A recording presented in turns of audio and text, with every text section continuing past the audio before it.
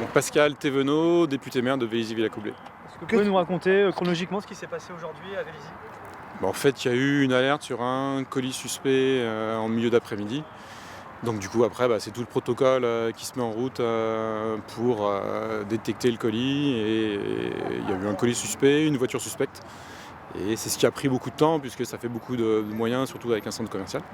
Et ensuite, finalement, c'était une fausse alerte. Il y a deux côtés, autant dans le centre que la voiture. Oui, il n'y avait rien de piégé, et il y a une personne qui a été, un suspect qui a été arrêté. Sur quelle base l'alerte a-t-elle été donnée? Un comportement suspect, une surveillance? C'est une personne qui a déclaré avoir vu un colis suspect sur le parking.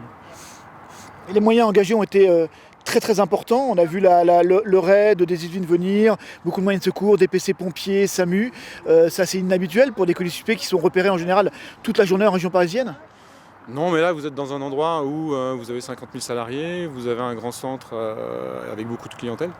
Donc les moyens font qu'il ne faut prendre aucun risque, et c'est les moyens qui sont à chaque fois déployés dans ces conditions quand il y a un doute et une levée de doute à faire. Il y avait des menaces sur ce centre? Non, il n'y a jamais eu de menace et ça se passe toujours très bien. Là, par contre, après, quand vous avez un colis sur un parking, vous faites attention. Vous parlez d'un suspect qui a été arrêté. Il a été arrêté pourquoi? Pourquoi il est suspect? Il a été arrêté parce que c'est lui qui a déposé le colis et il a été détecté sur la vidéosurveillance. D'accord. Pas d'infos sur son identité? Non, après, c'est au niveau judiciaire. On nous parle d'une perquisition en cours sur la commune de Guyancourt. Vous avez des infos? Alors, je pense que c'est son lieu de domicile.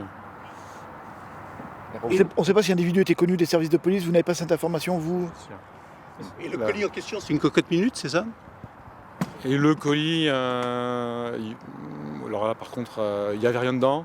Et c'est un colis, j'ai pas eu l'identité, il est dans un sac poubelle.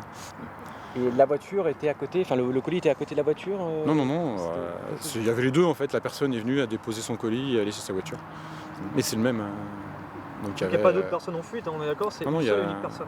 En fait, grâce à la vidéosurveillance, en fait, tout a pu être constaté et c'est pour ça que ça a été résolu assez vite. Après, c'est le protocole qui a fait que ça durait du temps, puisqu'il faut prendre des précautions avec les chiens, avec... Qui est intervenu en premier, les agents de sécurité du centre commercial ou les services officiels de secours? En fait, tout le monde, le centre commercial a donné l'alerte et tout le monde est arrivé, les forces de police sont arrivées très vite. L'individu était encore sur place, a pu être interpellé tout de suite. Il a été repéré sur la vidéosurveillance directement et interpellé.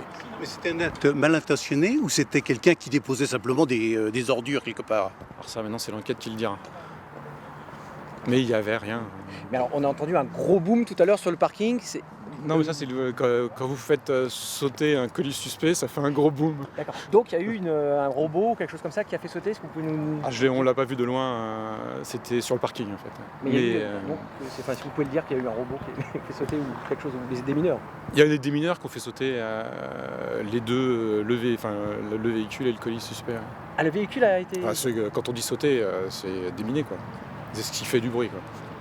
Mais il n'y a eu aucun incident. Il y a toujours beaucoup de véhicules de secours sur place. Il y a encore des vérifications à faire ou l'opération est terminée selon vous? C'est parce qu'en fait maintenant c'est long à enlever tout le dispositif.